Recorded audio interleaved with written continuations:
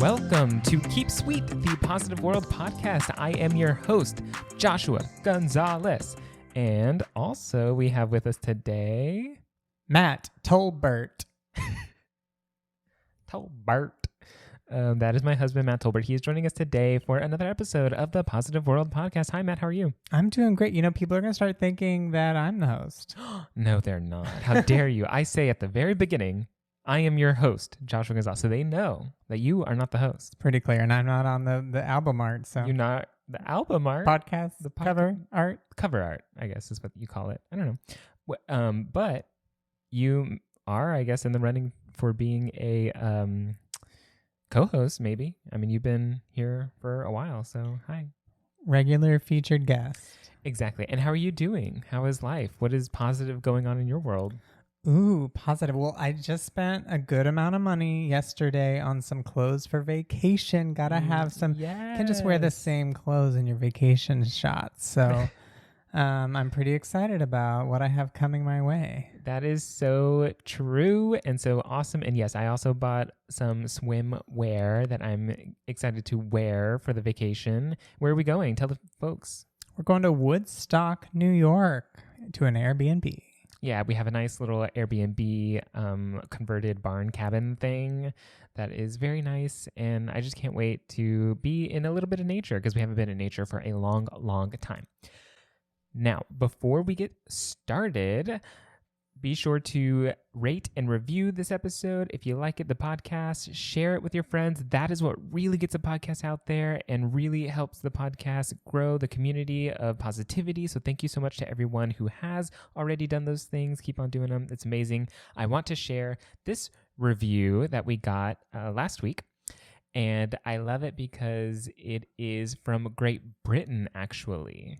Wow. I know. So... This is like having a warm cup of tea with you at all times. Positive vibes and engaging chat from Joshua is bolstered by some fantastic guests. Cannot wait for the next one. Well, you know, I thought that was coming and it came. You know, maybe say in the reviews what you think about Joshua's accent or don't. Yeah, please don't, actually. I'm out of practice. My industry has been shut down for over a year, and I have actually not done a British accent for probably over a year. But if you're watching on YouTube, you can leave a comment. Leave a comment. Yes, you can leave a comment. And that review was so very nice. Thank you so much. And that comes from Benjoama from Great Britain. Thank you so much, Ben. Moving right along to today's good news story. And I'm actually very, very excited about this one. Matt saw the light in my eyes. Okay, so as a kid of the 90s, I grew up with Tia and Tamara. Hashtag sister, sister. We love them. We love them. We love them. Well, guess what? This good news story is sister, sister in real life. And the crowd is shocked. Matt, are you shocked? Well, what's the story? Okay, so here we go. There were these two twins, well, I guess one pair of twins, born in South Korea. And apparently they were separated at birth, and they were adopted by two different American families, but they didn't know. But now, due to all this Ancestry.com and 23andMe, DNA, science, they ended up finding that they matched, and they were like, all their DNA, and so they were like, oh my gosh, this is crazy, or half of their a lot of their DNA, I don't know, a bunch of their DNA. And then they found out that, oh, I have a twin. I have an identical twin. So they didn't even know they were a twin. No, they didn't even know that they were a twin. So they found out that they were a twin, and then they found their twin, and they reunited, and they are 36 now. Wow. Isn't that crazy? Reuniting at 36. And so did they move into the same house with their parents? I don't think it's that close to sister, but one grew up in Florida, and then one grew up in Philadelphia. So it's fun and crazy. Do you think one's a Republican and one's a Democrat?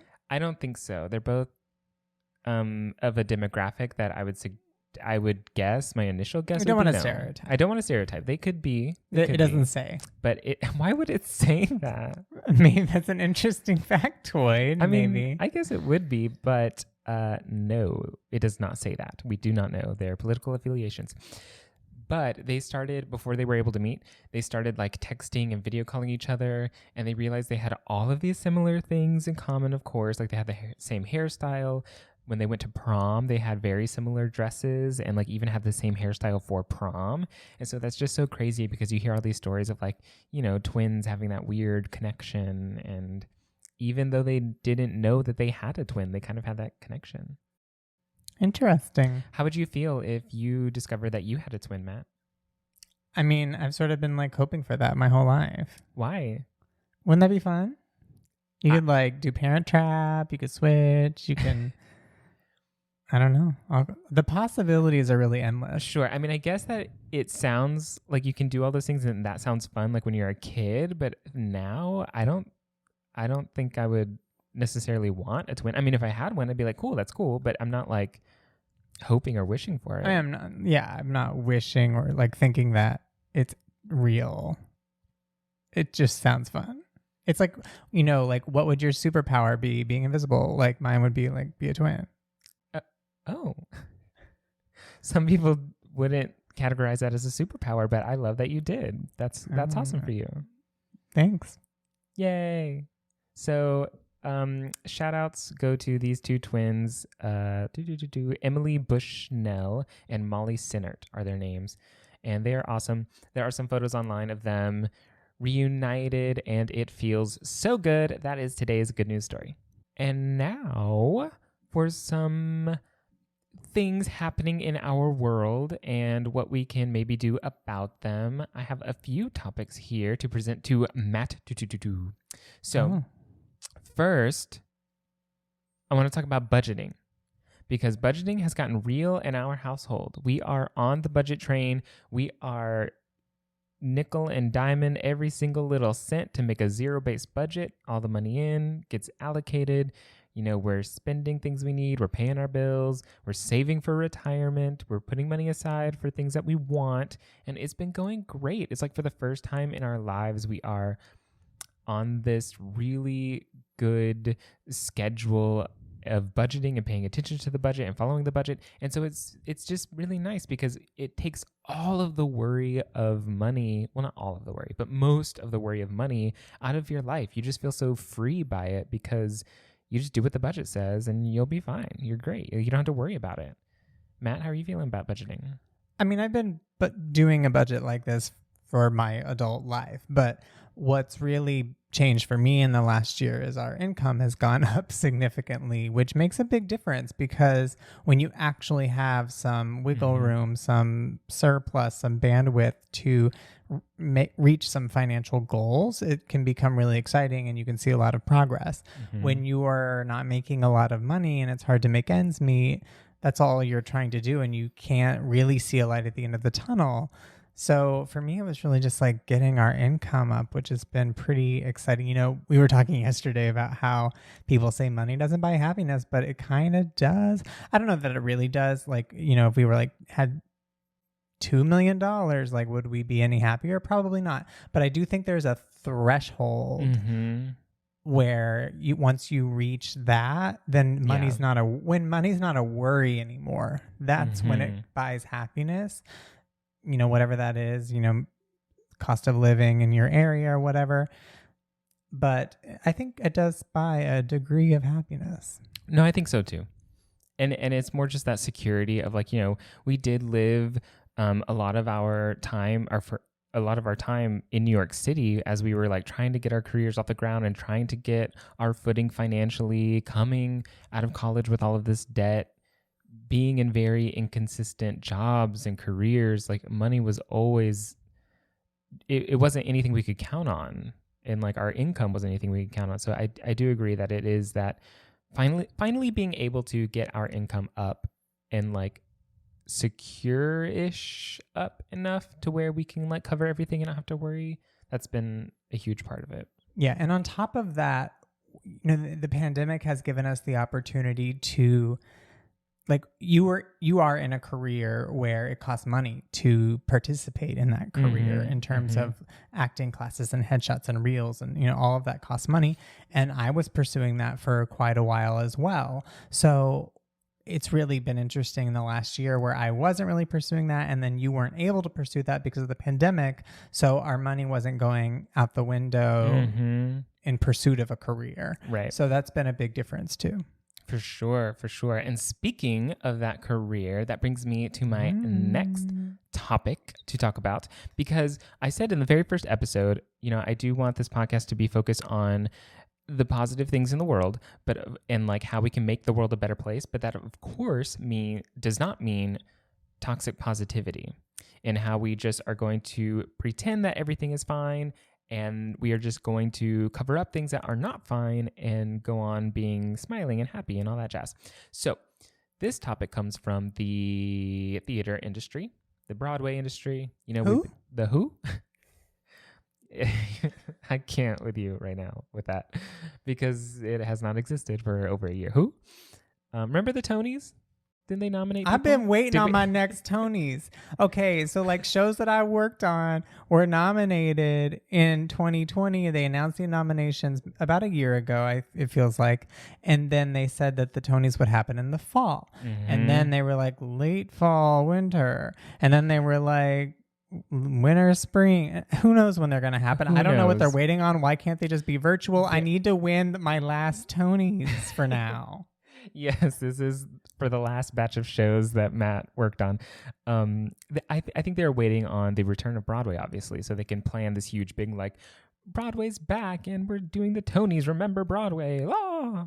Yeah, I get it. But I understand. You want your Tonys and you want it now. So so we'll see. Anyway, so about what I'm going to talk about the Broadway industry are a few things, maybe. The first is big bad man in charge, Scott Rudin. So for those who don't know, Scott Rudin is a very, very prolific Broadway producer, and he is a little bit Harvey Weinstein-ish in the Broadway community. But not sexual, just very abusive. Yeah. He has a very, very abusive track record for his assistants, his employees, people who work around him. This has been known for decades. There's been plenty of stories, plenty of everything. Everyone knows this about Scott Rudin. And finally, the Hollywood Reporter released a bunch of these stories from employees. And now that we are in this time post Harvey Weinstein, people are like, hey, we're not going to tolerate this anymore. Maybe. I don't know. We're still seeing some very lukewarm responses. But some people are like, maybe Scott Rudin doesn't have a place in this industry anymore because of all of this. I tend to agree. I remember when Harvey Weinstein reckoning happened, I was also like, you can ask Matt, you can ask my friends, you can ask anyone. I was also on the street being like, okay, now what about Scott Rudin next? When is Scott Rudin going to get the Harvey Weinstein treatment? So I'm very glad to see that people are now like waking up a little bit to it and seeing that something does have to be done. But we're not seeing that many people and companies and publications really speak out about it, especially as hard as I feel like they should. Do you feel like that? Well, I was reading some threads on Facebook where people were saying that legally, for some, I don't know, like because he hasn't broken certain rules, that people just have to choose not to do business with him. But Equity, for example, apparently can't just add him to the do not work list. Yeah. I mean, well, yes, I did see that, but I'm even just talking about like statements or like talk. Like I expected a big statement from like Playbill.com, from Actors Equity. I expected a huge, I mean, they did finally release a statement after lots of pressure, but I don't understand why they didn't come out with a strong statement, frankly, years ago, but also like when the Hollywood Reporter story dropped. Yeah, I think there has to be a little bit more momentum for people to feel comfortable, probably, because a lot of people make money off of him. I know, and I understand that, and here's what's hard to reckon with too, like even in myself, because Scott Rudin recently released a press release saying that he is going to be stepping away from his Broadway productions, where he will most likely still be, well, the way I read that at least, is that he's still going to be like an investor. His company is still going to be involved, but he himself is not going to be involved in the projects. And we are going to find out what that means and like what that looks like. And I'm having a struggle, like an internal struggle with like if I'm okay with that. And I think honestly, like I am okay with that. Like as long as the abuse stops because he's not working around a bunch of people, I think I'm fine with him still investing money and putting up these shows and making money off of them, because honestly we don't have that many people to fund Broadway, and without him I'm curious as to how that would work. I don't know. Well, when you think about it though, if he's stepping away from being really, really involved, I doubt he's stepping away from his assistants, and those are the people who were abused the most. Right, exactly. So I don't know that it actually stops any whatever abuse was happening. And to be completely transparent, I applied several times early in my career to be his assistant, and I knew the abuse that it would that I would undergo if I got the job. And people would say like, you know, you get paid so well, and if you're at the office past a certain amount of time, he puts you up in a 5-star hotel, and there's were all these perks to being abused, and you know, you could get any job you want afterwards. Although like after that period of my life when I actually was like working on Broadway, I don't think I knew any ex Scott Rudin assistants. I think they probably all left the industry or went to the TV film industry maybe. But I didn't know any who had worked under him that were still in the industry. Right. So I don't know. I'm glad that more is being done currently. I'm glad that people are hopefully waking up.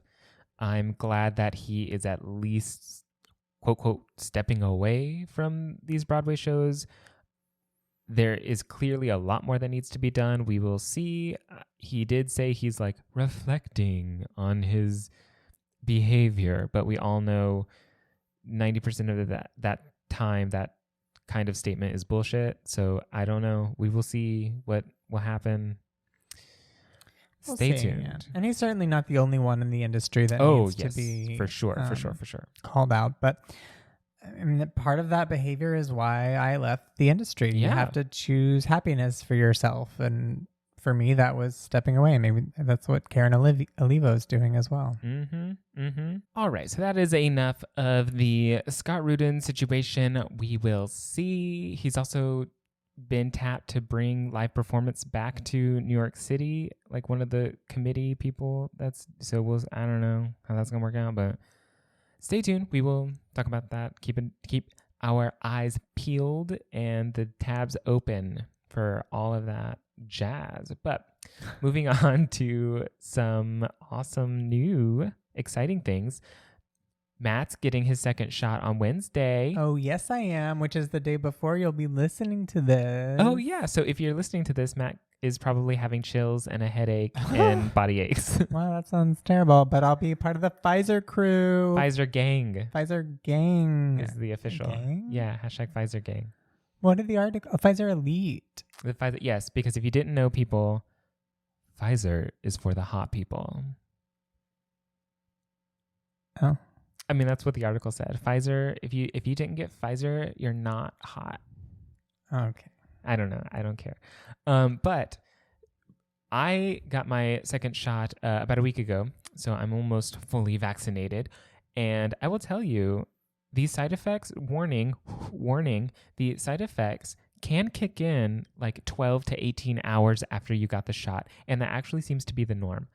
I felt fine the entire day. And then my brother was like, be careful, the side effects hit me 15 hours in. And then literally almost 15 hours to the second, the side effects started kicking in. And it was so rude too, because I had just gotten into bed to go to bed, and immediately I started shivering with chills. I got body aches and I had a headache, and that lasted, I was able to sleep through most of it, which was okay. And then I still felt some of those aftershocks for like half a day the next day. So it wasn't too bad, but it was a little rude. So